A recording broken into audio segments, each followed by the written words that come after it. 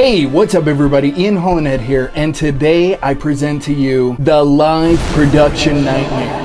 Now this is hands down probably going to be one of the worst productions you see somebody blow a lot of money on. In this video, I'm going to give you a rare glimpse into the complete meltdown of a live production. Now, this kind of video that I'm about to show you is only rare because the client was so upset about the amount of money he was ripped off and about how much of his relationships with some important people in Hollywood had suffered, and he really wanted to show people how to just avoid this mess. Don't be fooled. These kind of meltdowns happen quite often. I personally hear about these stories all the time about a crappy discount production crew from some fresh college kid or even an older guy that looks experienced comes in and totally destroys the production. The reason you never hear about these things is because when it happens to somebody, a paying client, it's so devastating and embarrassing that it's something they just try and cover up altogether. It's still quite a bit of money, but it's what these crews call a fair production discount. It's when somebody in the industry gives you a discount on the terms that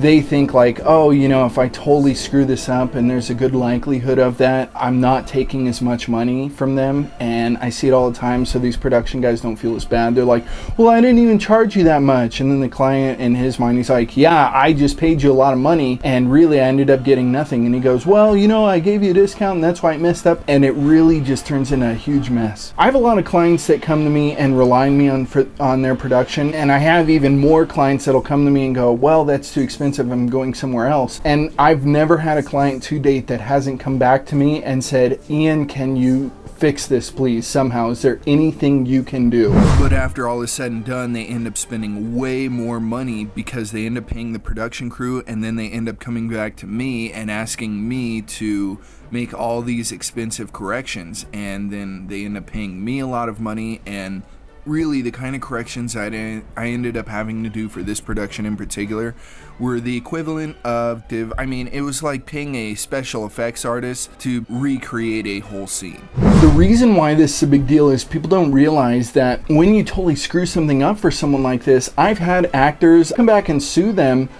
for, you know, damaging their image. Or let's say you were filming a dance competition or something, there will be people that will come back and try and sue you for being in charge of the production, saying that that was a once in a lifetime thing that happened and you missed the opportunity and you screwed up that memory. And on average, a client can end up spending anywhere in between $5,000 to $10,000 in legal fees if they settle. If you try and fight it, the price usually goes up a lot more depending on, you know, where the lawsuit goes from there. So without further ado, let's take a look at this live production nightmare. Now, to start, to save costs, the production crew did not have a director looking at a switcher screen to tell the difference in the color of people's cameras.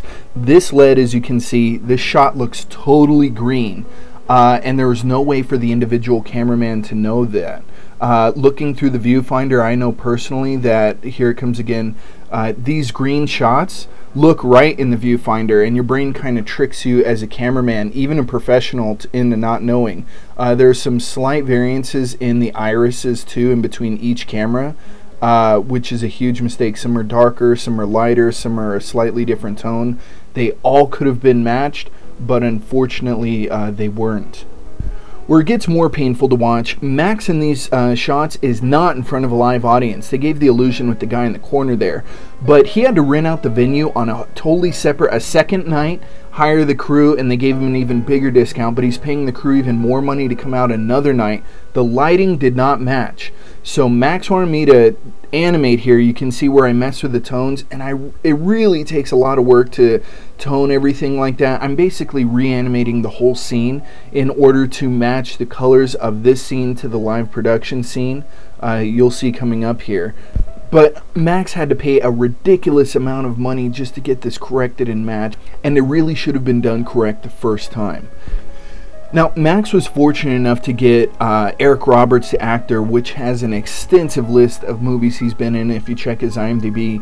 But the problem here is the production crew did not even know how to correctly light the set, so quite a few of the camera guys had to bump the gain on their cameras, which is giving that grainy effect on all the video, and I had to go back and correct that.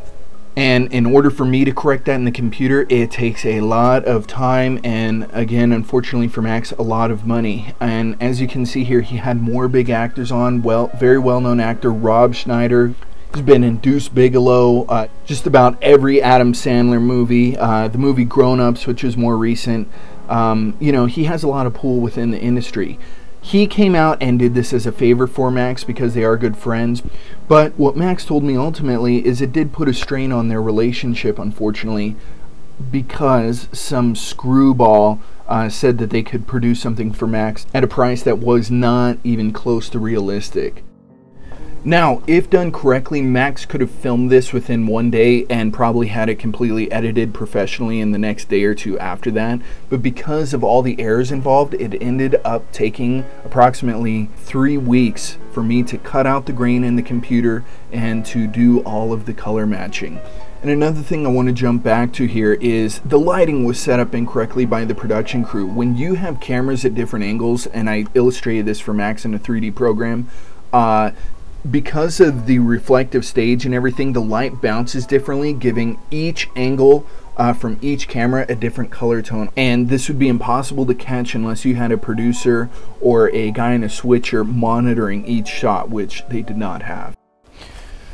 All right, well, I'm glad that's over. It really is painful to watch every time, knowing that such valuable relationships were damaged in that, and for no good reason. Just some guy lied and trying to present himself as knowing more than he did and saying that he could do it for a cheaper cost, and all that money that was lost in the process. Not to mention, Max's chance of getting this aired on TV, which he had set up, was, you know, it was gone, poof, up in smoke, and all it did was leave Max feeling broke. Hey, that rhymed. Well, at least on the positive note, it couldn't have gotten any worse. What? Hold on, give me 1 second.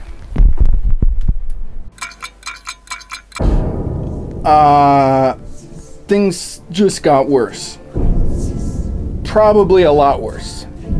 Actually, probably more like terminal. Max had another video gig. And if there's a client you would not want to screw something up for, it's probably this one.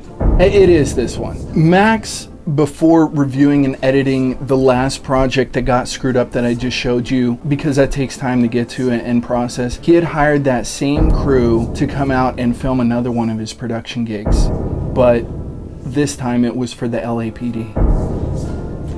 I know. They'd contacted him to do a stand-up comedy production and to record it so all of the officers had a memory and record of the video, and it totally got screwed up. Fortunately for Max, I was able to fix everything, but unfortunately for Max, it ended up costing him a lot of money and put him into a serious hole. He lost a lot of money on this, but he did not have a choice because of all the clients he could not risk or afford upsetting. It was this one. In this series, Max created something called CHP to the Max, which was a comedy show where he gathered today's hottest comedians and put them all together over at the Laugh Factory. The problem you can notice right away though is the grain on the film. This was all throughout the film again because the camera people did not put the right settings on the film, and normally it's nearly impossible for anyone to fix unless you have a very experienced editor with some very serious editing equipment. As far as this scene goes, we had the same problem as within the last production. They set the camera settings wrong again, and the only way for Max to afford fixing this was to put it in black and white, but the scene as a whole was in green. Could I have color corrected it to match it more to the regular tones again? Yes, but it was going to be way too expensive for Max to afford, and we decided on going with the black and white effect. At the same time, he still had to pay a lot of money to get the grain reduced off of this video as well. It's a Christmas party with the police officers, and the crew is ready to go. I'm ready to go. We're going to eat some food. We're going to take a piss. That's emergency. I can't stress to you how much I'm relieved that we were able to remedy that problem, and with no complaints from the LAPD. In fact, Max got lucky, because in a lot of cases like this, they were the kind of errors that I was luckily able to fix.